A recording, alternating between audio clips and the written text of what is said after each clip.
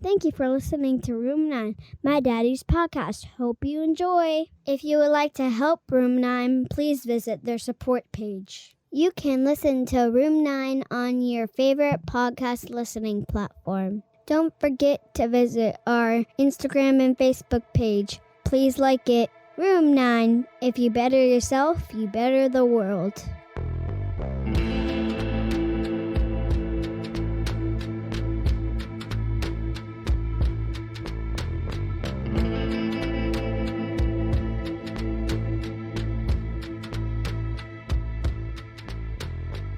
What is going on, y'all?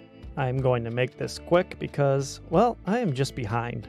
So it's going to be a short intro. For all of you who are thinking about starting a business, they don't tell you up front about how difficult it is as you grow to keep a system in place or to even get a system in place. So that's what I've been really working on. I'm a little bit behind, so I'm going to make this short. In this episode, I sit down with a licensed mental health counselor from Brooklyn by the name of Amy Acaba, and I just had a great conversation with her on boundaries, on self-care, on self-talk. It was just a nice casual conversation, which I guess almost every episode of Room 9 is a casual, relaxing, chilled-out conversation. But here it is. I hope you enjoy it. Look for all her links and info below. You can get in touch with her.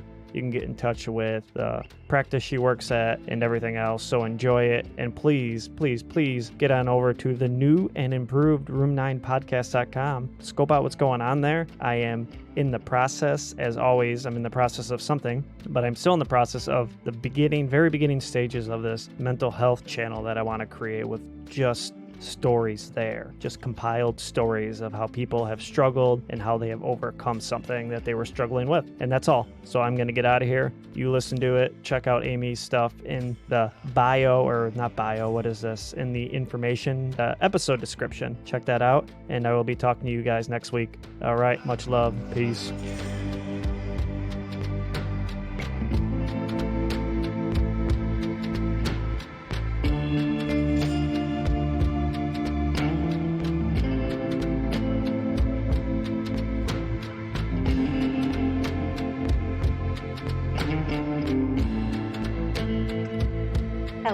Hello. Ah, wonderful. Seems to be working well. How are you? Yes, it does. I'm very lucky and happy that went so smoothly. I thought it might have been a little bit problematic. The box disappeared for a second, but we're up and running.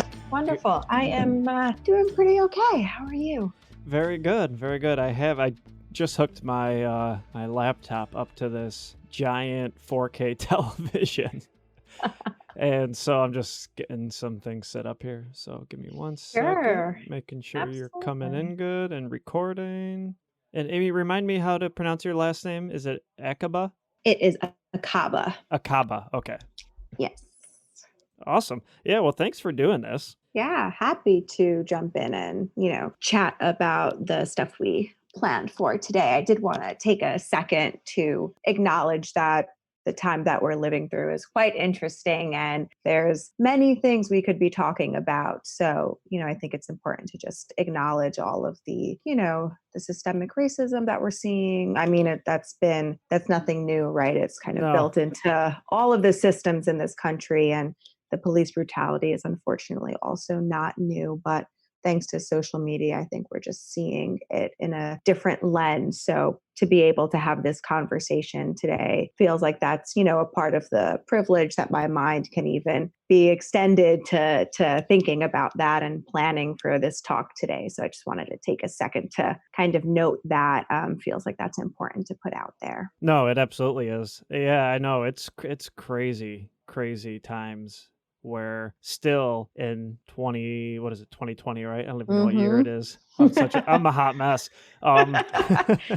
It's insane, yeah, that people aren't getting treated the same, and it's mind-boggling. Everything is really, I feel, essentially comes down to money, which is basically power, and it's nuts. It's insane, and I grew up working in kitchens my whole life up until recently, and I went to school where I was the only white kid on the basketball team, so I've always had close friends that were black, and I've never seen it personally, other than like on the internet, and you see it all over the place. And when friends tell you something like this happened, and yeah, you don't even realize the craziness of it. Yeah, absolutely. And, I hope that our conversation today on boundaries and compassion and self care and, wherever the conversation winds up taking us, I hope that in addition to being a good conversation for you and I hope that it will be beneficial to the listeners and, wherever it winds up, I hope that it will be useful for the person on the other end of the app. Yeah, absolutely. No, I agree. I guess that's the whole point of why I do this. So you're in New York City, correct? I am in Brooklyn, New York. All right. Have you lived there? Were you born and raised there? I absolutely was. Yeah, Really? true Brooklynite. Oh, that's great. I can't even remember the last time I've been in New York City. I'm somebody who wants a house in the middle of nowhere, up on a mountain, away from people. So I can appreciate big cities. I love taking my camera into big cities, but to like live there permanently, I don't know. I don't know if I could handle it. But I get that the setup that you're talking about sounds more and more appealing as I get older. I mean, I Mhm. do love cities because I've fallen in love. Obviously, downtown Buffalo, New York is nothing. You could. I wonder how many of those you could fit into New York City. But so, do you work for a private practice? You're a licensed mental Yes. health counselor. Yes. I'm a licensed mental health counselor. I work at Let's Talk Psychological Wellness. Okay. We are located in Chelsea, in the city, although, of course, now we are all working remotely. It is, a really wonderful practice run by our founder and director, Nathalie Caldera. Really honored to work for her. I feel very grateful to be a part of that practice. As I was preparing for this, there's so many things like when we talked on the phone from Mhm. the power of saying no, like you mentioned, self Yeah. care, self compassion. I guess it's the same thing. Prioritizing and expressing your needs and wants. We talked about. There's so many different Hmm. things. I was kind of I know. browsing your LinkedIn page and seeing, your most recent post a few hours ago about self talk, which was a Mm. huge part of my life while I was sitting in jail. And that's where I really changed that. I mean, there's so many different ways we could go with this. And I'm a big fan of letting the conversation be organic. But I mean, where do you want to start off? Where do you want to take it? What are you most passionate about talking about? I have been thinking quite a bit about boundaries and, what those are, what that means, what are the nuances of it, and I talk about it a lot with clients, with friends, family, myself internally, so that feels like something that is important to me probably my whole life, but just didn't really have the language for it. So I think that's something that I feel pretty passionate about. And I know when you asked me that on our phone call, for a second, I had no idea what I could answer that I'm passionate about. But that seemed to be the first thing that sprung to mind, which is, obviously the most authentic response then. Absolutely. Yeah. So, yeah, I guess boundaries, that's kind of a very interesting thing, especially when I was in rehab. That's obviously a big thing when it comes to having a loved one that is in recovery. But I mean, that's for really goes for any relationship. You can apply those rules to Sure. anything. I always had a tough time. I could, in my early 20s, mid 20s, I can look back and see I always had a tough time of, feeling like, oh, I feel like an asshole if I say I don't do this or I don't want to go this far. Hmm. I mean, how much of that do you think plays into people not wanting to set boundaries? Ugh, it's so hard. There's so much loaded in there, right? Where there's, the tendency to people please, to want to say yes, to want to, have people like us and not be upset with us, and unpacking that for whatever fears of rejection or criticism or abandonment might be there. We know how much trouble that can get us into sometimes, whether it's a boundary with work and, work expectations, work hours, workload, or of course, personally with friends, family, showing up to all the things, doing all the things for everybody can be really taxing on us physically at times, but absolutely emotionally. It's hard. And sometimes I think about it and I talk about it, and then it sounds easy when we're saying it, but putting it into practice, it's tough. No, it is. It is very tough because I think most people aren't always people pleasers, but we Mhm. always have that side of us anyway that wants to, we don't want to disappoint people, especially True. people that are close to us. And to kind of get to a point where you can, in a healthy way, say, no, I'm not doing that, or this is it, or and this is as far as I'll go, is I think it's a tough place to be at and it takes time to get there for sure. Absolutely. And a big part of even being able to set a boundary seems to be developing our language for it, right? Mm, Because very often we'll think in terms of black and white, just, one of the many distorted ways we might think. So it's either, yes, I'm doing this right now in the way that you asked me, or no. And no by itself can feel really harsh. hmm. So I post a lot on LinkedIn, a lot of cute little images I wind up finding, just like coincidentally or maybe not, stumbling across about, ways to say no, ways to set those boundaries that don't feel quite so harsh. Like, no, I'm not doing this, but playing with the language where it's like, okay, I can't get this done right now, or maybe next time, and really trying to cultivate a set of responses to be able to draw boundaries in a way that feels good for us, but still gets the point across. Yeah, you had that, I think it was like the bingo thing. Yeah. Yeah, it's different ways to say no. And yeah, that was interesting because there are so many different ways other than just be like, "No, Yeah. no." But I think what you really kinda hit, and I think the beginning of it is developing the language for it. And I'm trying to remember what the guy's name was. I think he was like this strange, like, ethnobotanist kind of guy, but he said, "The world is made of language." And I Mm. remember thinking about that and I was like, wow, that's so bizarre because everything is what it is and separate from us because we have given it a name. That's Mhm. literally almost why it exists. We've seen something, said that's a tree. That's why we've all agreed to call Mhm. it that. But then you get into more abstract language and it becomes kind of difficult to communicate what Yeah. you mean because so many other people can have different definitions for the same word. And Oh, so it true. and how do you kind of, so when if you're talking with somebody and sitting down with them and talking with boundaries, where do you start? Where's the root of that begin with you as far as, all Mhm. right, how do we figure out what this word means or what these words mean so we can have a healthy boundary? Oh, absolutely.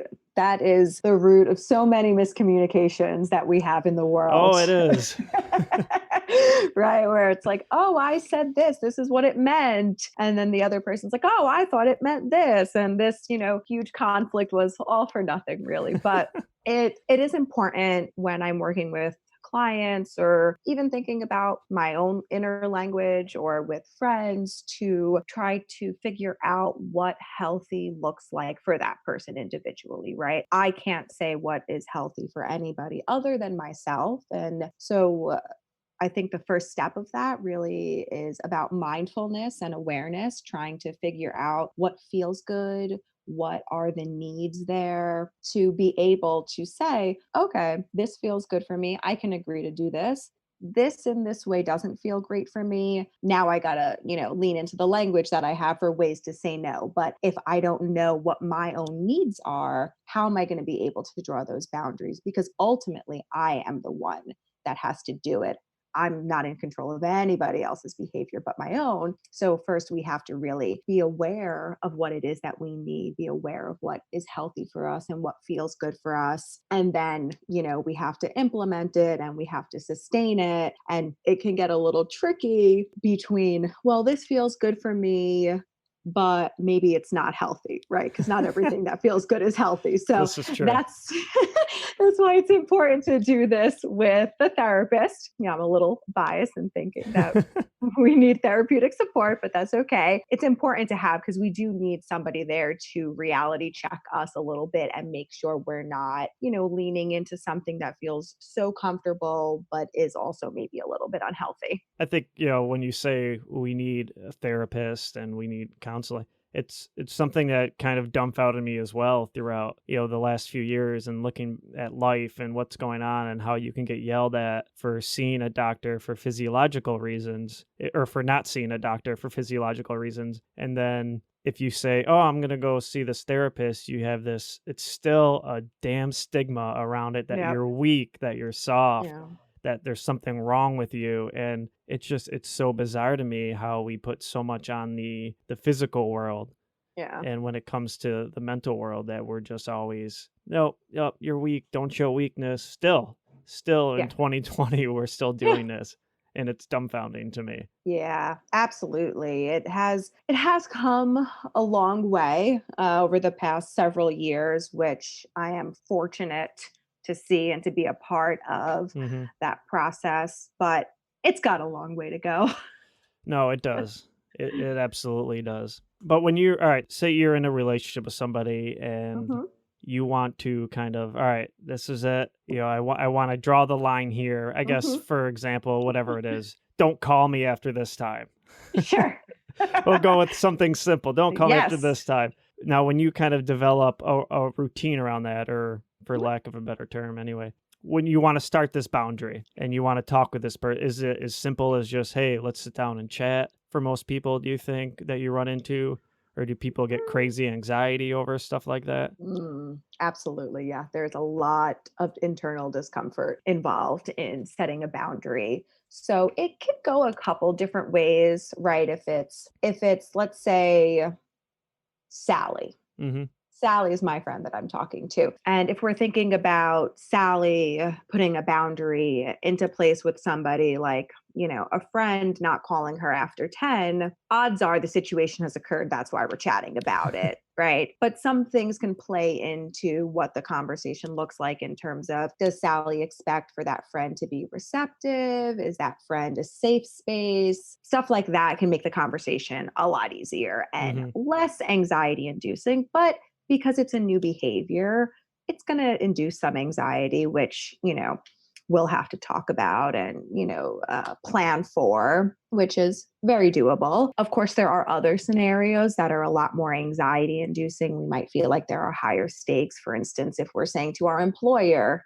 hey, I'm not going to be reachable after 5 or 6 when our workday ends, right? That can be a bit more challenging, a bit more anxiety inducing. I think when I first start having these conversations with clients, or when I first started having this conversation with myself or others, it would be something that had to be thought about, talked about, planned, then implemented. However, as we practice that, like any skill, we will get better over time. It will induce less anxiety with, certain people who we've identified as safer people to set the boundary with. And then we can do it in that moment, right? Like if somebody calls after 11, we can maybe pick up and say, hey, moving forward, unless it's an emergency, reach out to me in the AM, something like that. But at first, it takes some preparation, which is, it's reasonable to think that we would need to talk about it and plan Mm-hmm. for it, especially if that wasn't modeled for us at any point in our life, right? Like, how would we have the language for it otherwise? Mm-hmm. We're having to figure it out ourselves. Yeah, what do you think the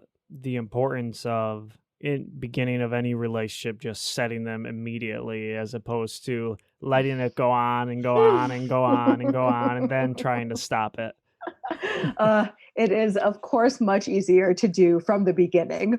So, like if I'm chatting with a client and they're changing jobs, it's that in between where we're talking about what are going to be those healthy boundaries and Mhm. expectations to just start with right out of the jump. But of course, if we're not changing jobs or changing relationships, whether it's family, friends, partners, it can be a bit harder to act in a way that the other person is not expecting, right? The first time we say, no, I can't make this event, we can anticipate some surprise, maybe some questioning, some Mhm. pushback. And of course, when that person would be preparing for that first boundary setting, all of this would be a part of that, right? Like you're going to want to expect that the other person is going to be surprised and maybe question you so you're not thrown off your game. And then that snowballs to, oh, no, I'll do it. I'll be there. So sorry. Yeah, I mean, obviously that's always such a more beneficial thing, because I remember I didn't stick with it. I started doing some recovery coaching I was going to Oh. actually originally have that be a part of my business, but there wasn't enough creativity involved in it for me. Mm, But I remember just it's so much easier to your first sit down with somebody. mm. Hey, all right, this is when my phone is going to be on. Here it is. You can call me 9 to 5, Monday through Yep. Friday. Weekends is kind of me.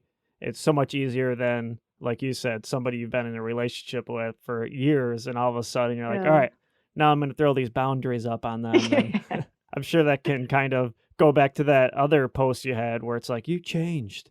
You're changing. Oh, yeah, my little butterfly caterpillar. Which, yeah, that's kind of that's another subject I would always enjoy going into because that is funny how those more unhealthy relationships people try to hold each other back from changing and growing Yeah. because I mean it Yeah. can be scary. I mean, I always tell people that's how my divorce pretty much will happen because I was that typical football player watcher Sundays Mm. beer whatever stereotypical male and then Mhm. it was like almost the snap of my fingers. It was like, man, I think I went 2 years without ever watching TV and got into Wow. reading and got into, all sorts of stuff. And it was just, I mean, we just kind of, she did not sign up for that. I'll leave it at that. She was like, no, I'm not, I don't want this guy talking about his feelings to me.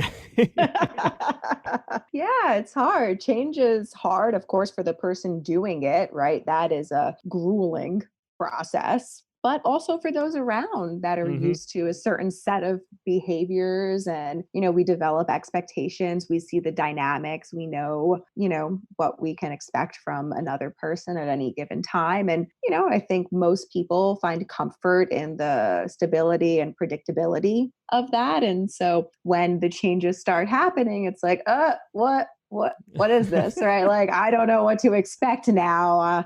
The ground is shaky. So it can be tough. And, sometimes the relationships can grow together and find ways to work. But, of course, it doesn't always work that way. Yeah, it's always that we love order, but in order Mm, for change and great things to happen, we got to go through the chaos, and it's always that kind of it's scary in the chaos, to say the least. absolutely. No mud, no lotus. Yep, there you go.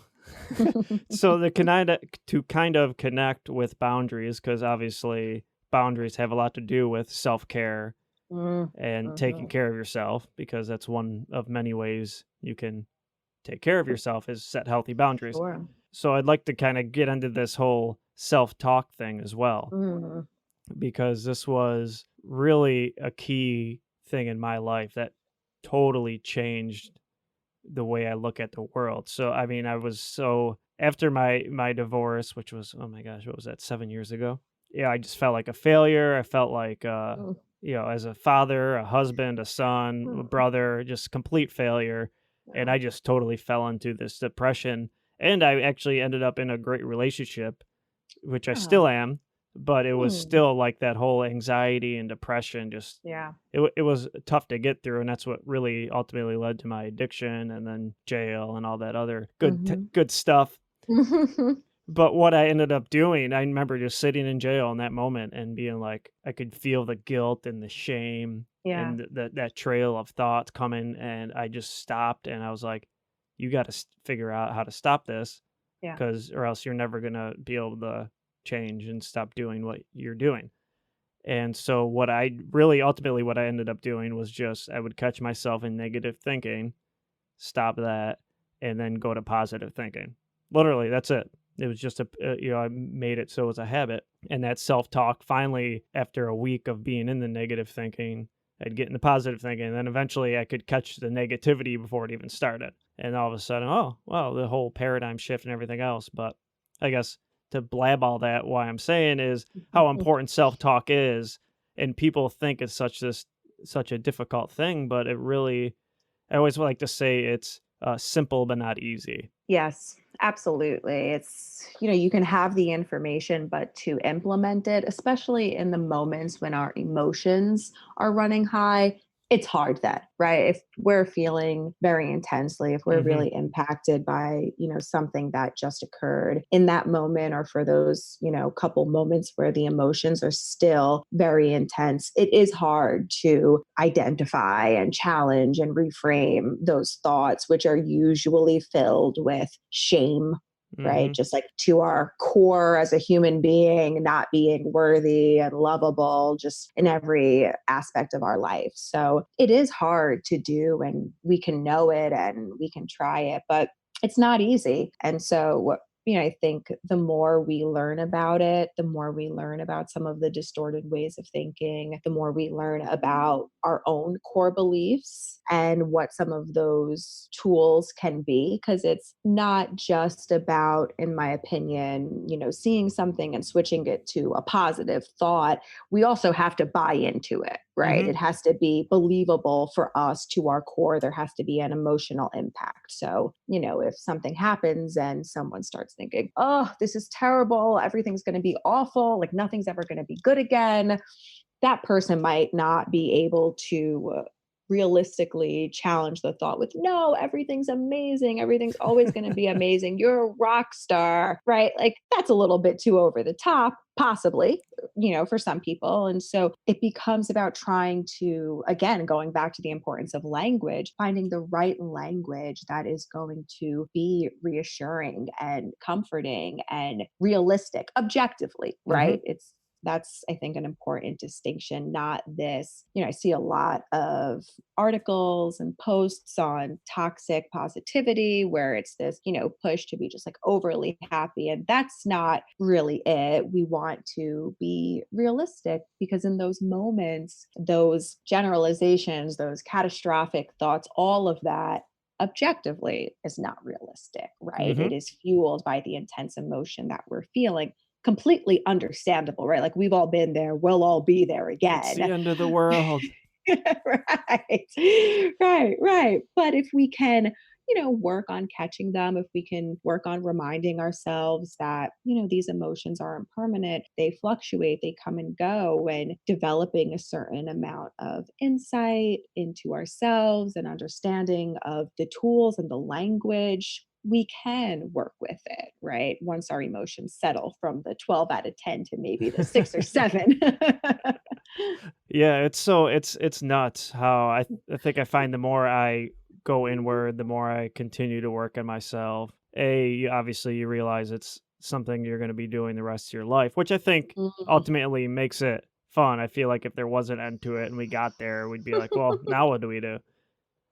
But I do realize why so many people don't enjoy doing it, and most majority of people avoid it. And I think just because Yeah. it is tough, it is really, really tough to go through, your darkness, to go through your pain, Mhm. to go through your suffering, to go through everything that has happened to you, whether it was your fault or not, your mistakes or Yeah. not. It's still like, it's hell. I mean, you literally, I feel like you go through hell. A clinical psychologist I like talks about, he says, burning your dead wood off. And it's literally like lighting a fire and letting that stuff burn. And it's just, it's difficult. There's an Eastern philosophical little quote I love. It says, if enlightenment was easy, everybody would tell their brother. And, just something so simple, but it's like, yeah, if it was easy, we'd all be there. There wouldn't be Yes. racism in the world. There wouldn't be, Mhm. everybody is just repressing and projecting out into the world, and we treat people like garbage. Yeah, so true. I'm a big fan of therapy memes, and there's one out there that, I forget the exact wording, but essentially it is, I have to be in therapy for all of the people that won't go to therapy around me, which to your point, right? It is part of the struggle of, it is a lifelong process, and that can be an intimidating idea. And, part of that might also be having to navigate the world with other people who are not working on themselves, which Hmm. is very fair.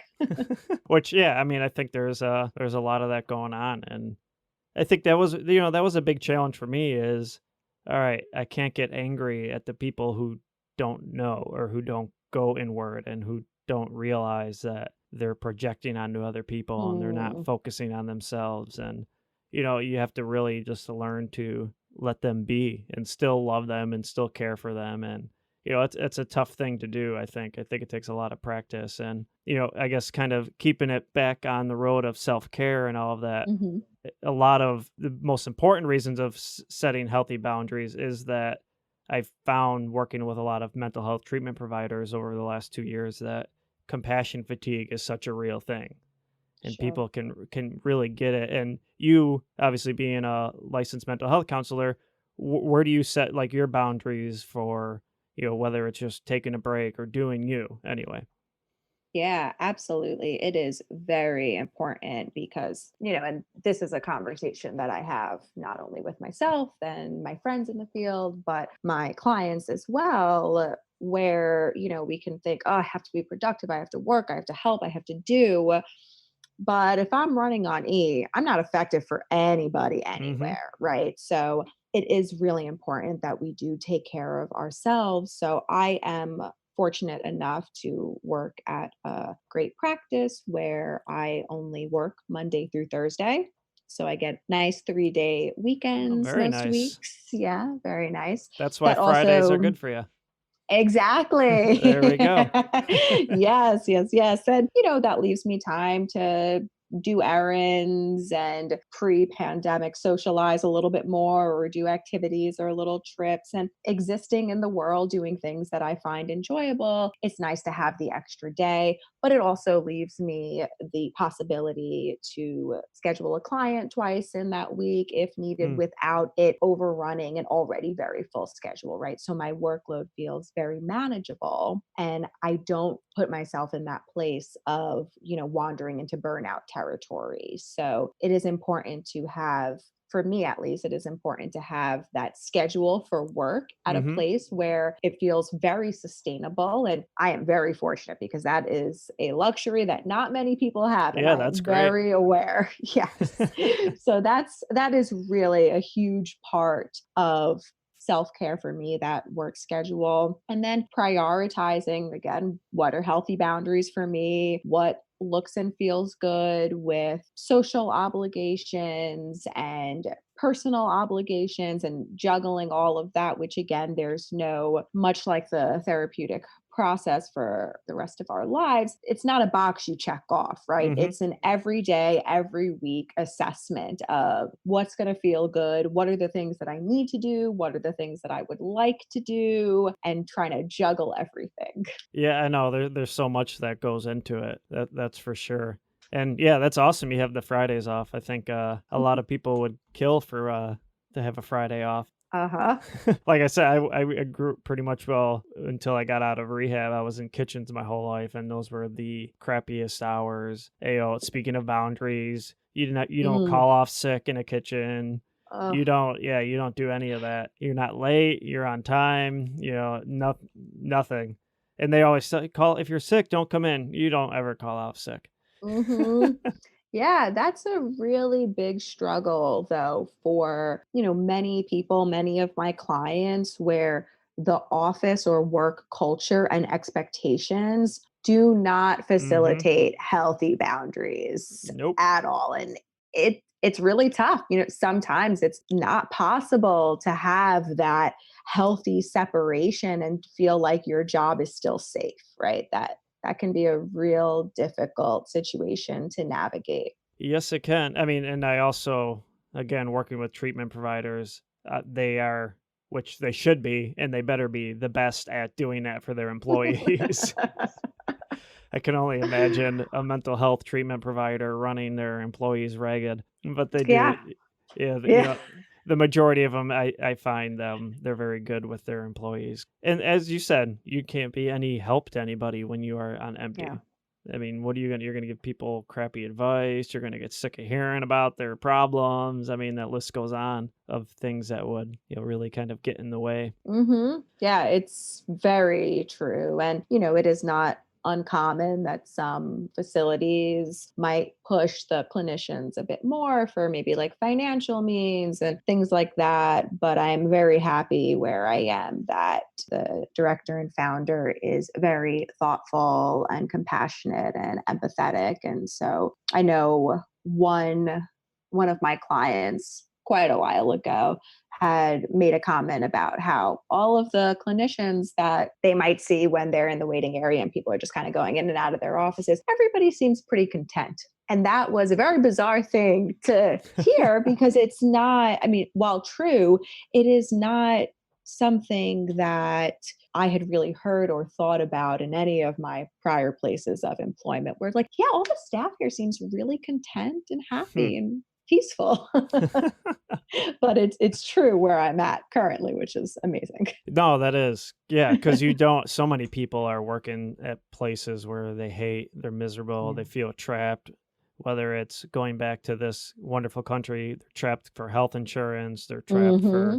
I mean, so many different reasons can leave somebody trapped in a place where they hate, they're uncomfortable. And, that's a tough decision to kind of Yeah. decide to get up and leave, especially if you got family at home, you got bills to pay. Yeah. And yep, that is intense. As far as kind of keeping it with the boundaries and the self-compassion, what would you say are the best kind of tips or ideas or suggestions for establishing the boundaries for self-care and kind of, what we've talked about? Yeah, absolutely. I see the connection with boundaries and self care more so as a means of prevention, Mhm. almost, right? Where if my boundaries are being, kind of crossed and enmeshed and blurry, I'm probably going to wind up struggling internally, maybe feeling really anxious, sad, confused, etc. Then what that says is, we want to spend some time thinking about them and what's healthy, what feels good, what feels right. We can think situation by situation where it's like, okay, I agreed to this event or this extra work meeting. How do I feel about that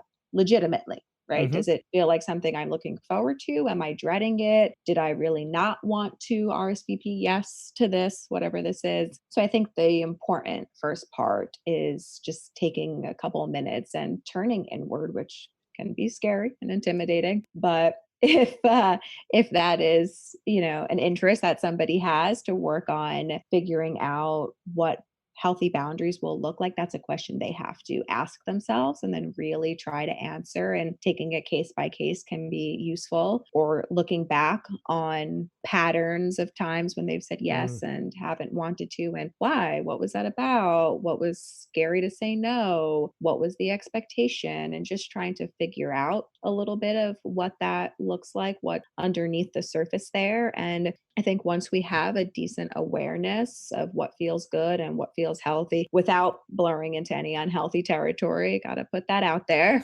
once once we have that, then we can move forward being a little bit more aware as things come up. Are we agreeing? Are we not? Do we need to expand our vocabulary for saying no and try to have some phrases at the ready should we need? And, I think once we have that awareness and those phrases and we've worked through some of the fear, we're in pretty decent territory there. Again, the aim isn't, the goal should never be perfection Mhm. where, I feel no discomfort ever doing anything, but where I can be authentic and honest and set a boundary in an appropriate way if I need, and not be riddled with apprehension leading up to it and dread and then anxiety lingering afterwards. The goal is to Oh. just really try to cut that down. Oh, everything. It just is like a snowball effect at times. Yeah. It just keeps going and going and going. I know. Hmm. Yeah, I mean, I often wonder sometimes how many people are just stay in the house, stay alone, isolate themselves just out of fear of having to set those boundaries or Yeah. having somebody step into their unwanted zone. And it's a tricky thing, life, isn't it? Oh, it really truly is not easy at all. It is, I mean, just from everything. I mean, I think we have a whole list here of things we could go on about that all kind Sure. of, I guess kind of relate in the sense of, it's your individuality, it's you working on you, it's you Hmm. figuring out what comes over here, what comes over here. And I think one of the biggest things that we hit on was, with as far as with the self-compassion is that is the one thing I was missing in my life for so long because I mean, I was, again, like I shared with you, I went into this whole introspective mode where I stopped watching TV and I got into psychology and I'm reading Jung and I'm reading Otto Rank and the list goes on of people and philosophy, and I got into all that, but there was no self-compassion, there was no Yeah. self-love, acceptance, forgiveness. And Yeah. I remember thinking like, dude, this list of things I have to change in me, and I'm like, you're a piece of shit. Like, and I remember thinking that like, oh my gosh, every time you check one thing off or you get a little work done on one thing, you find 5 more things you need to Oh work yeah. on. And I think it's so important to develop that self acceptance. Like, all right, you're here and you were here yesterday. And I always tell people, compare yourself to who you were yesterday, not to who somebody else is today. And Mm-hmm. one of the most important things that did for me was I got to see when I look back at me yesterday how far I've come, how much work I've actually done. I mean, I almost feel like we get so used to it. It's like the puppy you have that you have every day, and then your friend comes over a month later and is like, he got huge. And you're like, really? I didn't notice he got big. So you are with yourself, obviously, every day, Yes. and you cannot see your growth. And I think it's super important to have that. All right, where did I come from? How much have I done? Mm-hmm. Instead of expecting perfection. Yeah, so true. And that's something that I am always very happy to point out to clients when, they're maybe recounting a story or something that has happened, some experience, and they're talking about something that, maybe we've already worked on and it went relatively well. Hmm. And really to highlight all of the parts that went into this, right? It's not just, oh, yeah, like I set this boundary, that felt good. And, sometimes we have a tendency to minimize the things that we do good and overemphasize the shortcomings we think we have. So I like to take the time to really accentuate that kind of a success where talking about all the conversations we had very quickly and reminding them of all the work that they've put in and look at what a big deal this is, right? It's not just something to sweep under the rug. This is something to really acknowledge. And how were you able to do this? Look how easily it happened. Do you remember what this would have been like 6 months ago or a year ago?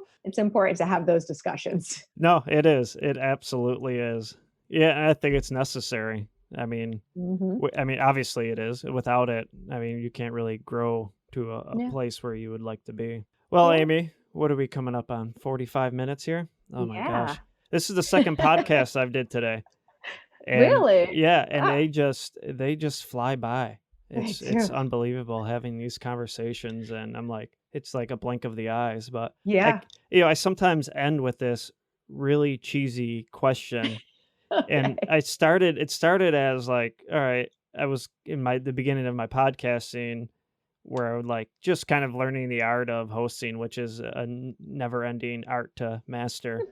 But I just like randomly blurted it out, and I was laughing, I was editing it, but I got a great answer. So I kind of randomly asked it like, you have this, 10 minutes, 5 minute stage to talk to the world before it's over, before you're gone and you Mm, never come back again. What would you say to those people who are listening? wow, that is a tough question to answer. Um, but again, my gut response, which is probably the most authentic answer, would probably be along the lines of what we were talking about in terms of self compassion and acceptance. If I could squeeze in something about boundary setting and pushing awareness, I might try to get it in there if I talk really quickly. But I do think that the most important topic that I would want to address is that idea of being more compassionate, gentle towards Mm, ourselves, forgiving, accepting, and not in a way that relinquishes us of accountability, but in a way that works to stop that inner critic and little voice in there that's really berating and mean to us. So I think that would have to be my focus. yeah, I always say the B word, balance. We need Hmm. the balance in everything. It always comes back to that for me. I always find humility. Yeah. You have to have humility, but you also need confidence. You got to find a balance in between. I mean, the list Mm-hmm. goes on of, Yep. everything that involves balance. And Mm-hmm. I think once you kind of master the art of that, life's good. You know, you don't got to do anything else anymore. Just figure that out. So simple. That easy. Look at that. Amy, so how do people get a hold of you, where you're working? I don't know if you want to throw your company out there, the Yeah, website. absolutely. Absolutely. Yeah. So they can always look me up, Amy Acaba, that's Acaba.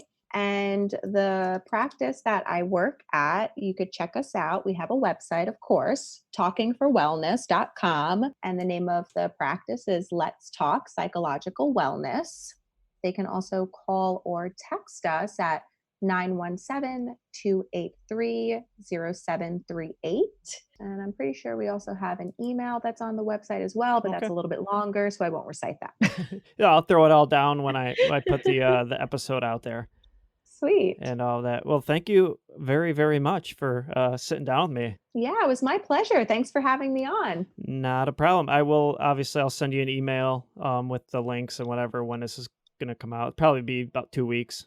I think I'm 2 weeks ahead of the game. So feels good. Very nice. Congrats. Thanks, Amy. All right. Thank you so much. You're awesome. And I will be in touch. All right. Take care. All right. Bye. Bye.